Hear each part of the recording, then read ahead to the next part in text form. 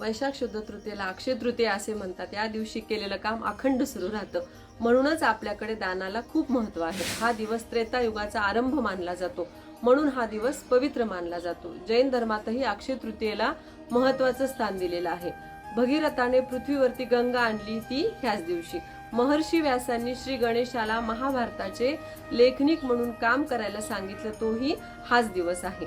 आपण दान देत राहावं आणि ही वृत्ती जर जोपासली तर त्याचं अक्षय फळ मिळतं, हेच आपल्याला अक्षय तृतीया सांगत असते। अक्षय तृतीयेच्या सर्वांना खूप शुभेच्छा।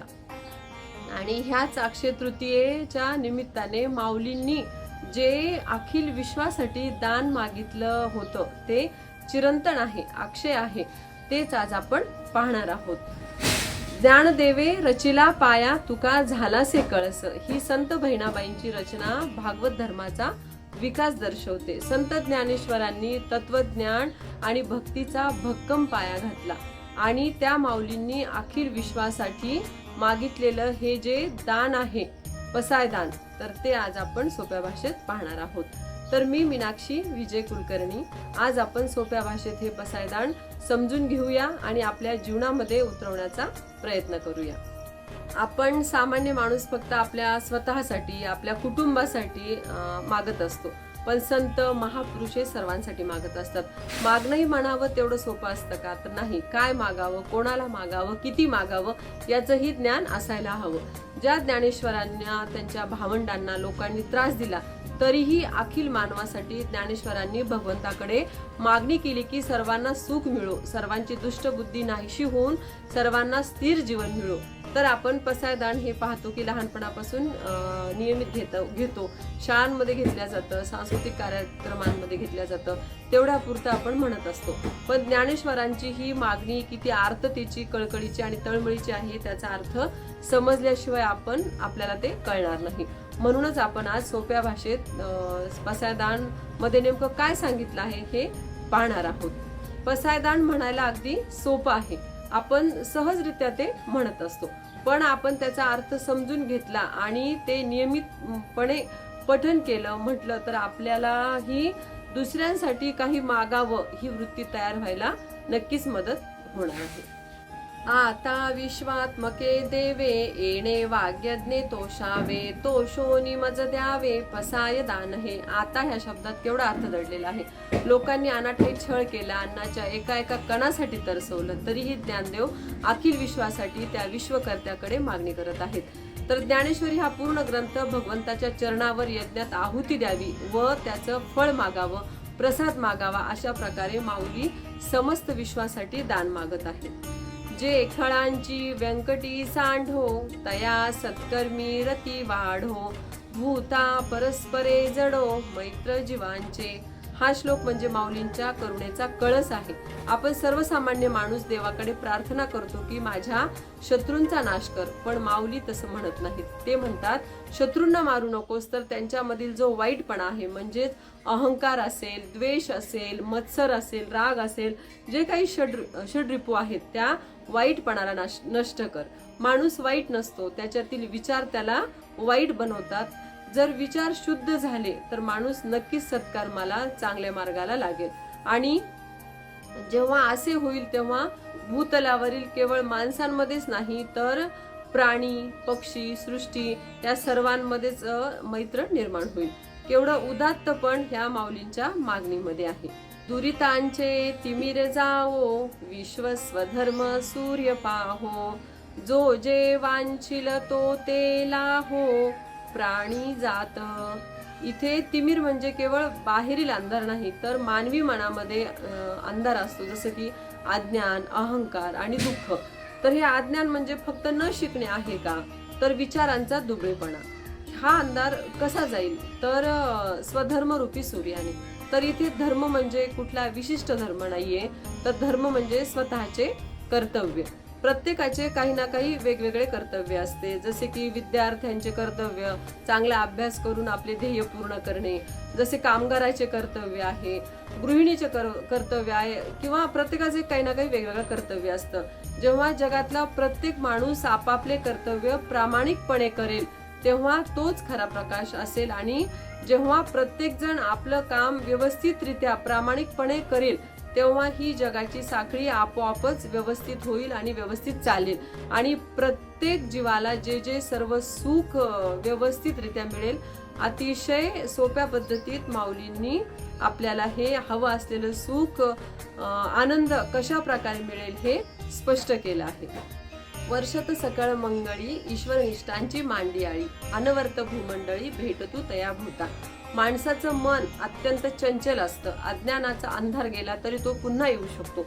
म्हणून माऊली इथे एक कायमचाच उपाय मागतात. ते म्हणतात की ज्यांची ईश्वरावर आणि चांगल्या कर्मावर नितांत श्रद्धा आहे अशा सात्विक आणि सज्जन माणसांची मांदियाळी म्हणजेच समूह या पृथ्वी तलावरील सर्व जीवांना अनवरत म्हणजे सतत भेटत राहोत.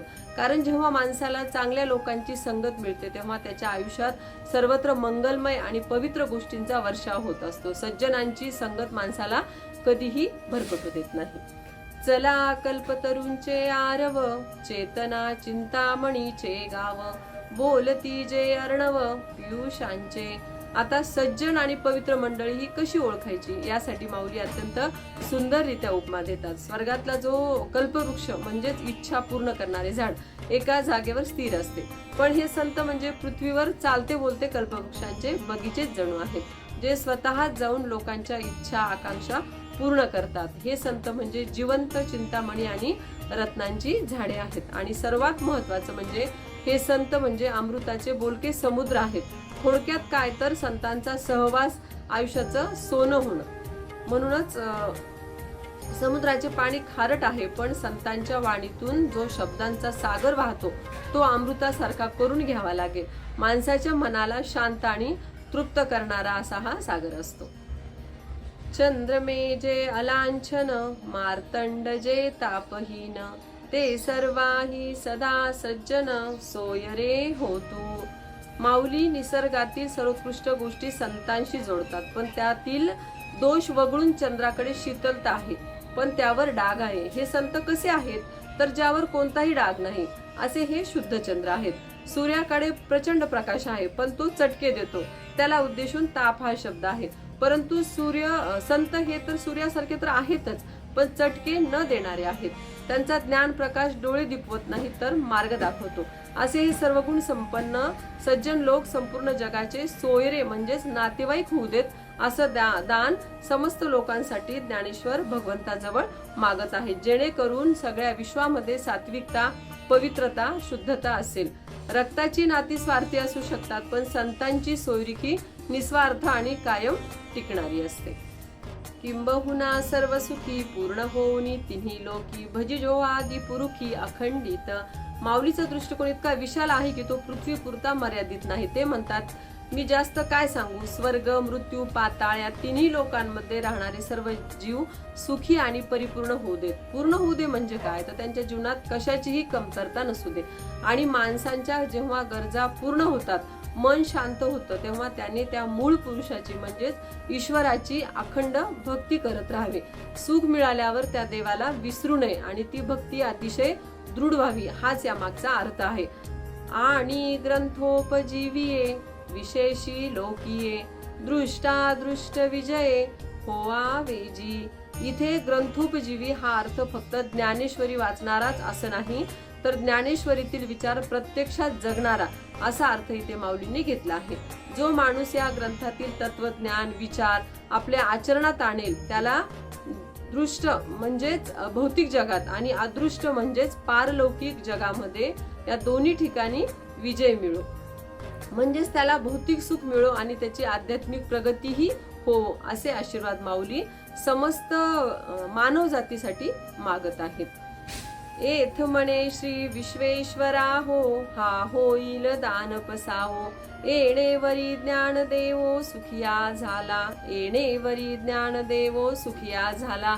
ज्ञानेश्वर महाराजांची ही निस्वार्थ आणि संपूर्ण जगाच्या कल्याणाची आर्त हाक ऐकून साक्षात विश्वेश्वर म्हणजेच माऊलींची सद्गुरू म्हणजेच त्यांचे मोठे बंधू निवृत्तीनाथ हे प्रत्यक्ष प्रसन्न होऊन तथास्तु असे म्हणाले. आणि ते माऊलींना म्हणाले तू हे जे जगासाठी पसायदान मागितले आहेस ते तुला नक्की मिळेल.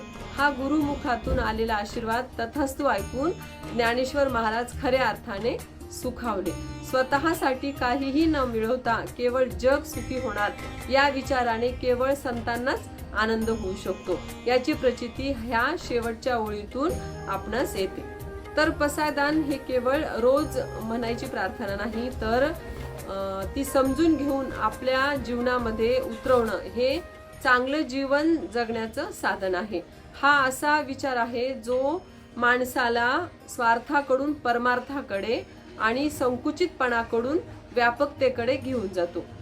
आपल्या संस्कृतीचे हे अनमोल आणि पवित्र विचार सर्वांपर्यंत पोहोचवण्याचा माझा मानस आहे, प्रयत्न आहे. तरी आपणही इतरांना, आपल्या प्रियजनांना हा व्हिडिओ शेअर करा आणि माझ्या चॅनलला सबस्क्राईब करायला विसरू नका.